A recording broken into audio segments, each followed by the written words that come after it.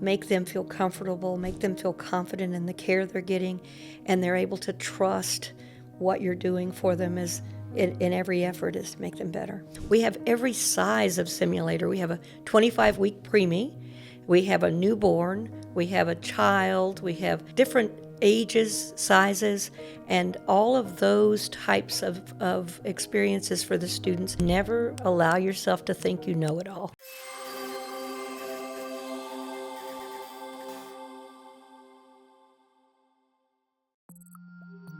Produced by Podcast Architects. Welcome to Healthcare Calling. I'm Chelsea Reber, and today I'm joined by Sami Rahman, the director of the Simulation and Clinical Labs at Blinn. If you'd like to learn more about Blinn's nursing program, make sure to click on the link in the description to head to the website. Sami, thank you so much for joining me today. Well, thank you so much for having me. Tell me a little bit more about yourself and how you got involved at Blinn. Well, it started back in 2006. I was just transitioning from working at a special needs camp and did a little bit of home care in between, and was told about an opportunity at Blinn College. And so I applied and stepped in and actually started as a lab coordinator and then moved into a faculty position in the spring of 2007. Let's backtrack a little bit. I want to know how you got into the nursing profession and when you knew it was something that you really wanted to pursue. Well, it's somewhat well over 40 years ago. I was actually had an undergraduate degree at Baylor University, and I wanted to go into healthcare medical research. And so I graduated and went to work at MD Anderson and spent a couple of years in cardiopulmonary research there. But I wanted more. I really felt it was something that was kind of drawing me in. And I spent time in patients' rooms doing different things, drawing blood, special procedures and things for the research we were doing. And I spoke to a couple of the nurses, got to know them very well.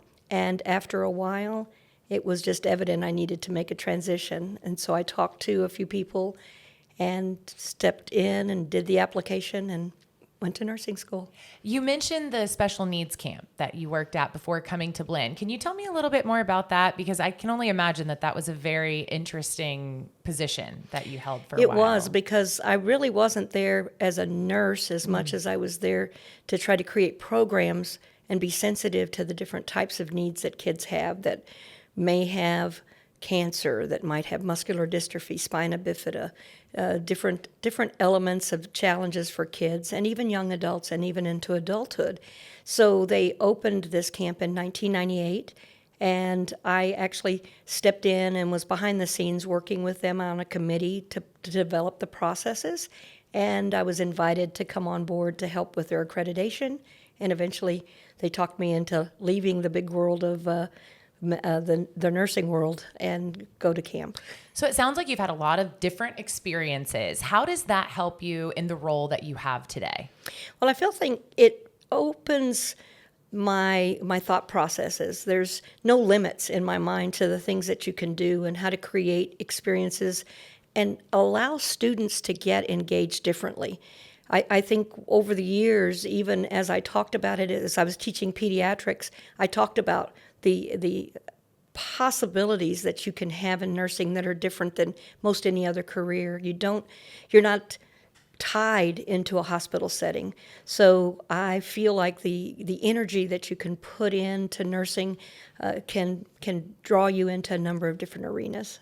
You're in charge of the simulation lab at Yes. Blinn. Tell me a little bit more about that and how it compares to maybe other simulation labs that you've seen.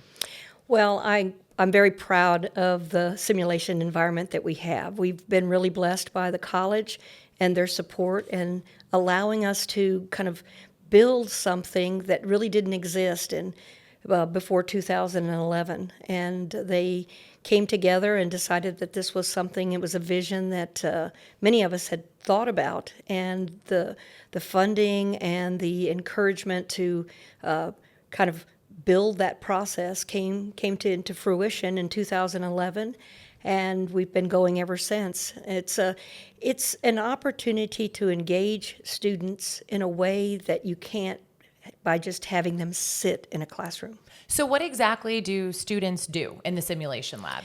Well, it's kind of an amazing thing that you can put together. There's so many different things. You can actually do things like actually simplistic case studies, but the students will do basic skills. They'll learn how to do the processes that you generally practice in nursing, and I can name a number of different types of skills, but it's not as much as allowing them to interact with some amazing equipment that, like simulators that breathe, that actually have heart sounds and lung sounds, and the realism kind of begins to kind of creep up on them and allow them to just work as if they were taking care of patients. And then we also have the opportunity to bring in real people, standardized patients, we call them, or simulated patients, so that they can help the students in their communication. We can bring them to a place and teach them a lot of different things that they can do mechanically.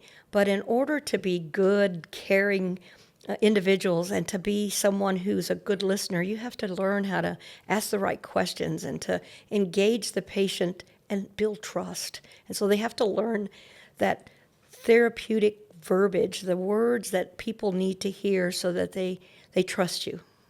The simulation lab seems like a great time for students to start that practice before life and death actually becomes part of the equation. Yes, that's the safe place. That's what we call our simulation environment. I just recently, this past week, worked with students where the opportunity for them to come in to this environment, and if you make mistakes, there's no harm. It's a learning moment. They can take that, and it's something they may never forget. And many instances, and I shared with the students some of those things that students have called back on the phone and gotten back in touch with me and said, "You won't believe what happened. It was just like what we were doing in the setting, in the lab setting, and working. And I saw this, and I heard this, and I knew this, and responded because they had the practice." And then there's things that if the mistake they made in real life could be very devastating. If you give the wrong medication, and the side effects can be problems, and if you don't ask the right questions to the patient. But if they do that in the simulation lab, they literally have an opportunity to go back and we talk about it. And we don't talk about it in a punishment type of way. We talk about it, where can we go from here? How do we improve?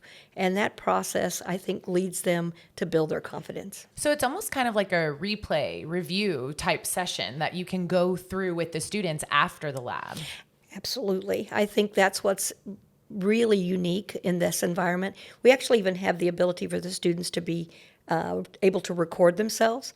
Athletes get an opportunity to have an instant replay. A batter, and I watch sports, I love baseball in particular, and they sit in the dugout after they've struck out or after they've hit a home run, and they can see their play again. What went well, what went wrong, what were they doing in the follow through? Well, this is an opportunity that we have the students to do. They're able to literally see and then learn from what they see. They can see, are they talking directly to the person? Or are they looking away, they looking down? How do you have them learn any better than just seeing how they are in action?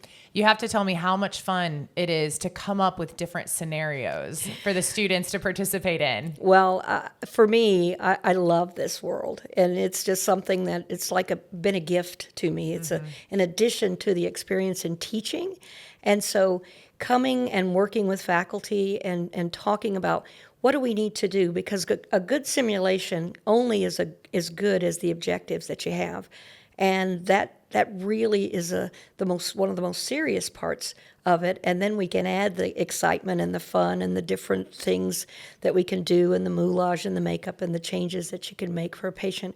But it's coming up with what it is that we need the students to learn from this experience, and that they understand that we're trying to get them better and better, so that when they get into the real clinical setting, or they're independently practicing out there, that's going to happen, their confidence level is really important, and they can do this practicing. So we have a great time.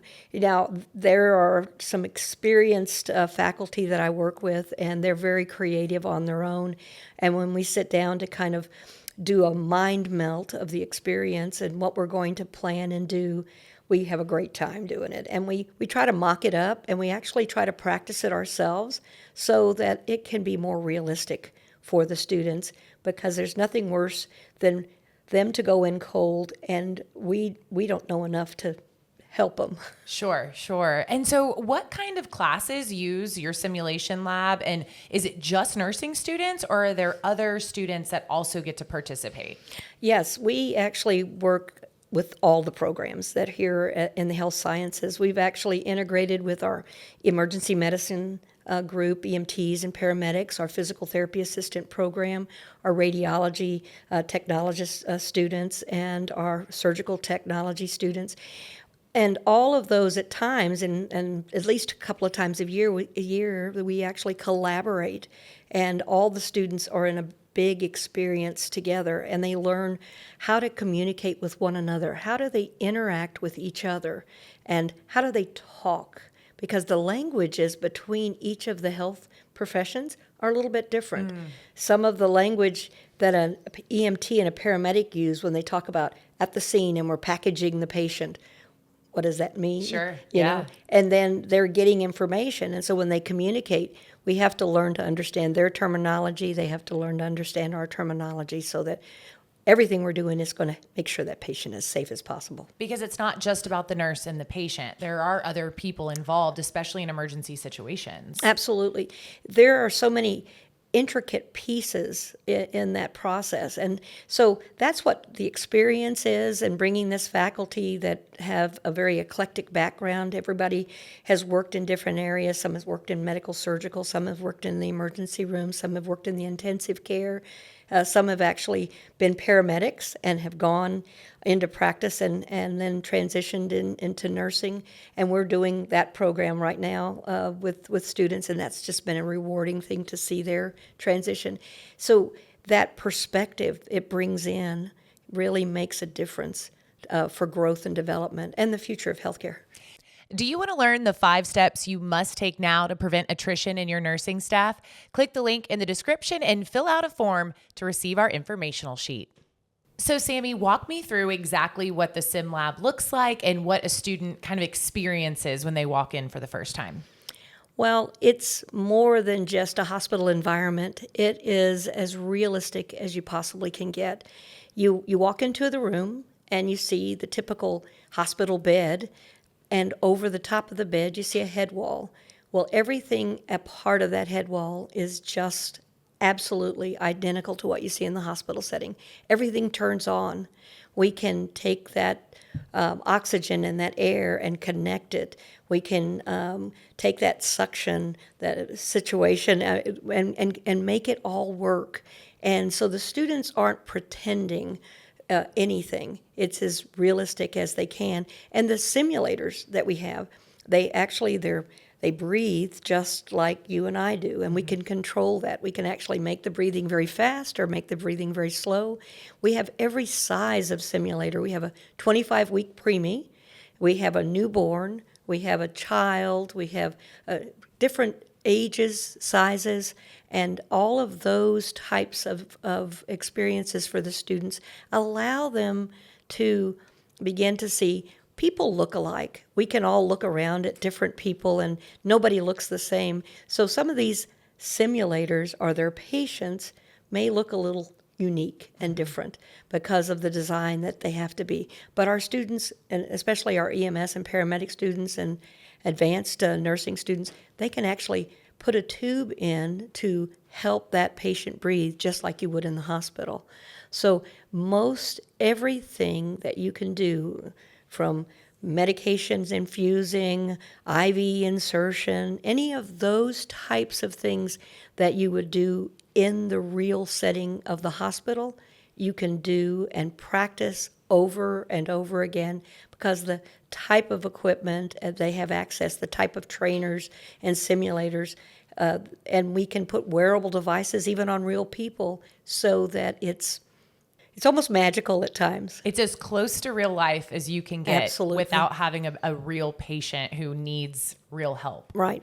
And what are some specific examples of procedures or situations that a student might walk into in the sim lab?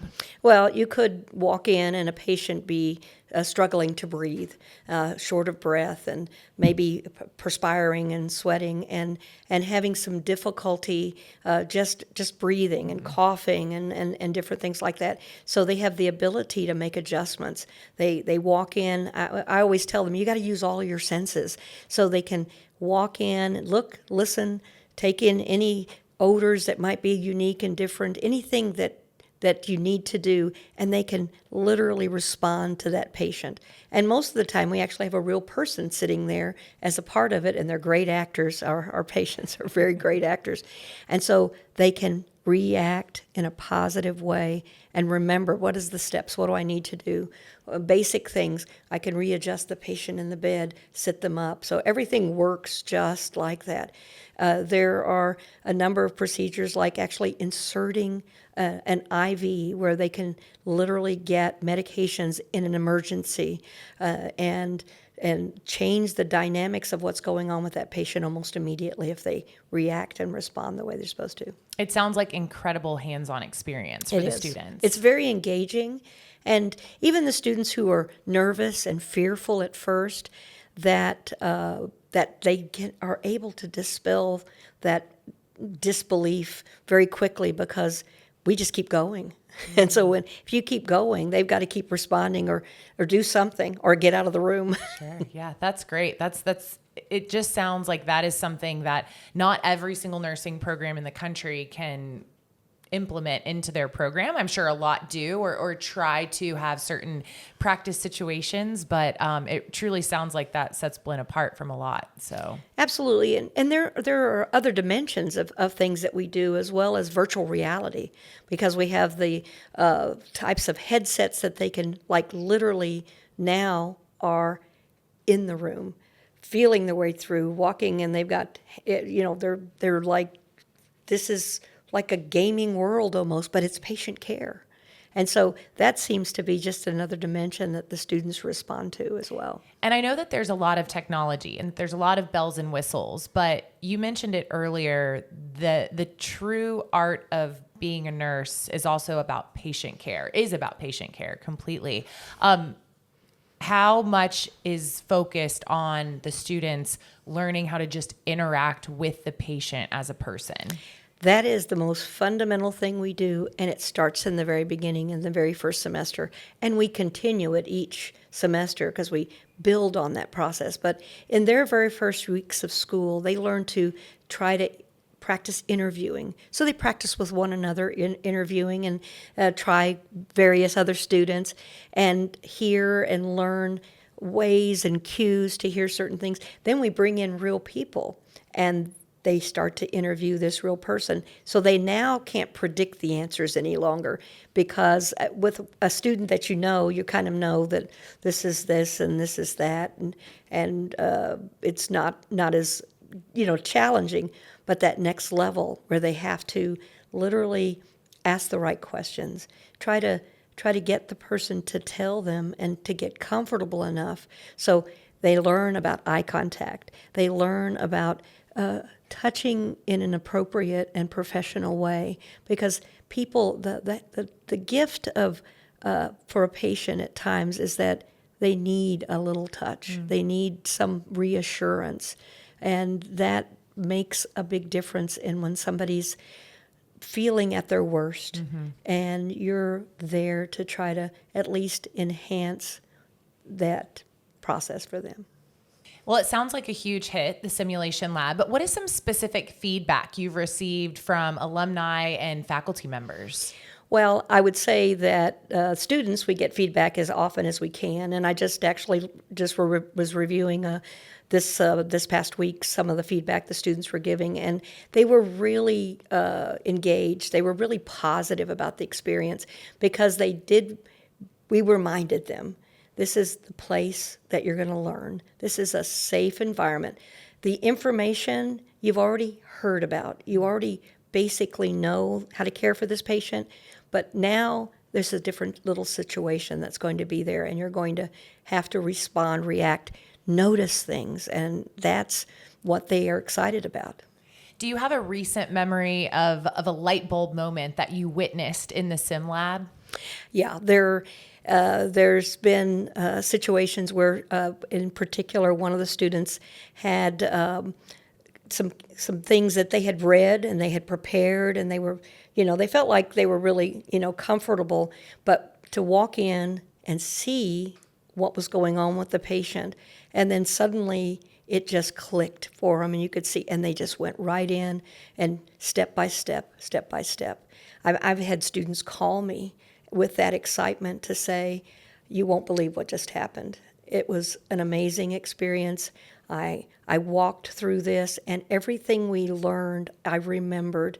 And she said the most exciting part about it was that when the patient was about to be transferred, we had stabilized them. The charge nurse said, I'll take the patient up, you can stay here and kind of straighten things up. And the doctor looked and said, no, she was the one that's responsible to have discovered this and brought this all together, and really was a part of making sure this patient now is alive. She needs to go up and be with the patient and give the report.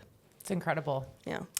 I'm sure there are other sim labs and other programs all over the country, but what about Blinn's really sets it apart, especially from other programs maybe within the state? Well, I would say that we've had an amazing amount of support from Blinn College in general, but we've certainly had support from our community. We've had families donate funds to help our students in their first semesters with scholarships. We've had equipment that has been donated. We get support at so many different levels, and we have grown. We were one of the first community colleges in the state of Texas to have some of the equipment that we have, and students actively engage with that equipment on a regular basis. So they're almost used to it, and I don't know what they would do. I went to nursing school and we had none of this.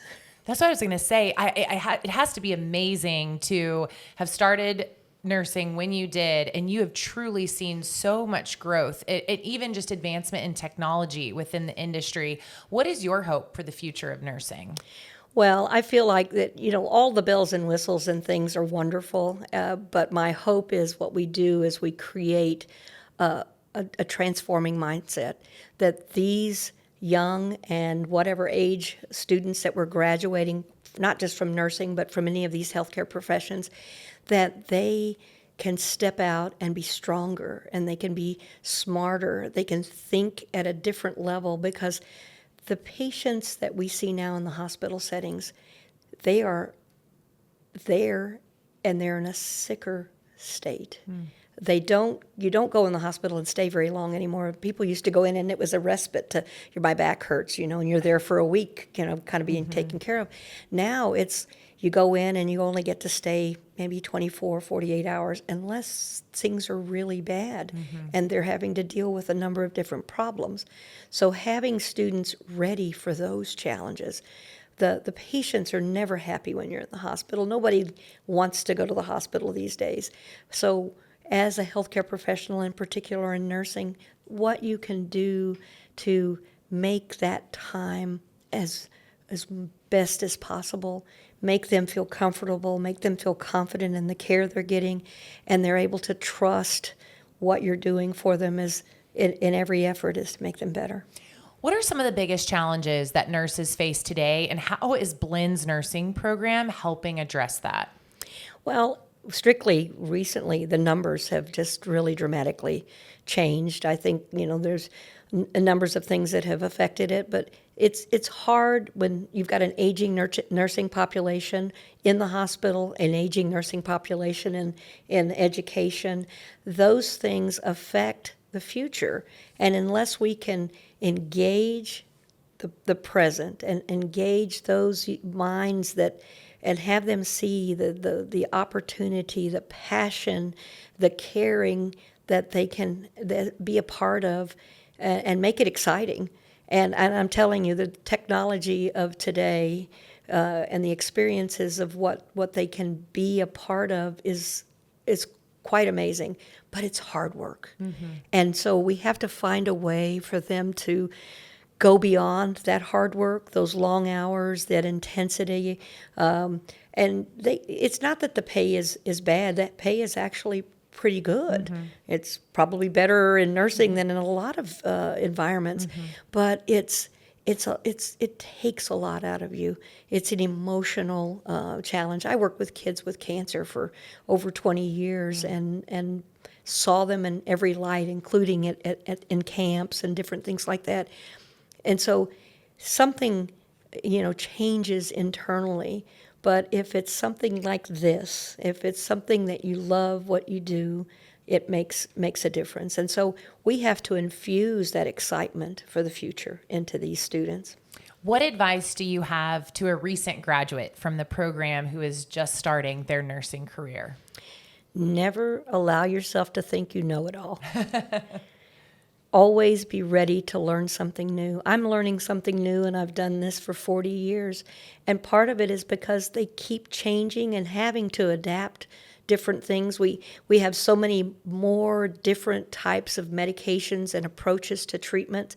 We're seeing so much more in the realm of successes, the types of surgeries that they can do, the different types of treatments that they can get, and even now in the research that's going on in cancer in particular, we're changing a lot of what we've done, and we're seeing such great success. So we want to be a part of it. We want to bring along. I want to look over my shoulders and see the replacements, because I think that we need them. And they need us right now to encourage them and to be a part of being a cheerleading process. And I don't mean it in kind of a goofy or silly way, Sure. but we need to be encouraging, and we need to remember what it was like to be a student. We can't forget what it was like, because it wasn't easy, and their lives are even more complicated than my life was when I was going to school. So being there, being present, and being willing to adapt, because we know that learning has changed as well. And finally, Sami, I want to know your answer to this question. Why should a prospective student apply to Blinn? Well, as far as I'm concerned, it's the best place ever. And I've been familiar. I didn't go to Blinn as a student, but since I've been here, I've seen it start with pictures on the walls that showed what different equipment looked like, to now an environment that's so realistic and so much like the hospital setting that they're going to get excellent education. There's great faculty here, passionate, caring people that want to see them succeed. And I think that maybe other schools feel the same way. We have an amazing pass rate, and that comes because you have good students, and they're not all geniuses, but they want to do this. And so the support that we're given, the support that we give, it's something that just makes the difference. Well, Sami Rahman, it's been a pleasure. Thank you so much for joining me today. Well, thank you. That is another episode of Healthcare Calling. Thank you for joining us. If you want to learn more about Blinn's nursing program, just click the link in the description to head to the website.